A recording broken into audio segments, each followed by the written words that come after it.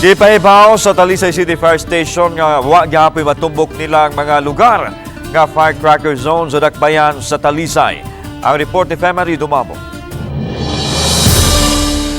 Giklaro sa kabumbiruhan ug kapulisan nga ilag yung kumpiskahon kun adunay masakpan nga gipangbaligya ang mga pabuto diha sa dakbayan sa Talisay bisan pa kadtong gitugot nga mga firecrackers. Matod ni SFO4 Gilier Pigarido, Deputy Fire Marshal, nga pyrotechnic ra gihapon ang gitugutan nga ipangbaligya sa dakbayan. Ang ikasabutan gid sa local government wala tay gi-identify nga firecracker zone. Then ang nagpabilin lang gyapon ang atong pag-awhag sa mga katawhan nga kung mahimo dili gid mo gamit og mga pabuto. Wala pa inhatagan og permit alang sa pagbaligya og mga fireworks display. Bisa daw na usa nga nagproseso.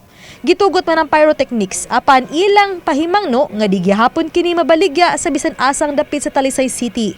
Kay sama sa niaging 2 ka tuig sa gawas ra gihapon sa usa ka mall diha sa Barangay Bulacau, gitugot ang pagbaligya.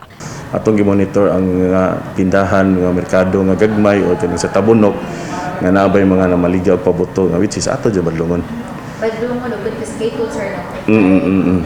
Atol sa sesyon ganihang buntag niduso ang konseho og resolusyon pag-awhag sa Talisay City Police, Fire Station ug City Disaster Team nga magtambayayong sa striktong monitoring sa mga pabuto. Kineron kalikayan ng sunog ug uban pang disgrasya ning Kapaskuhan ug sa New Year.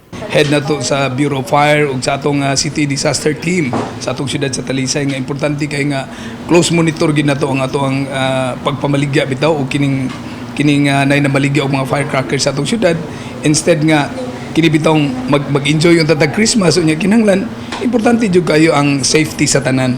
Uban ni Philip Patricio Grod Prado. Ako si Femari Dumabok.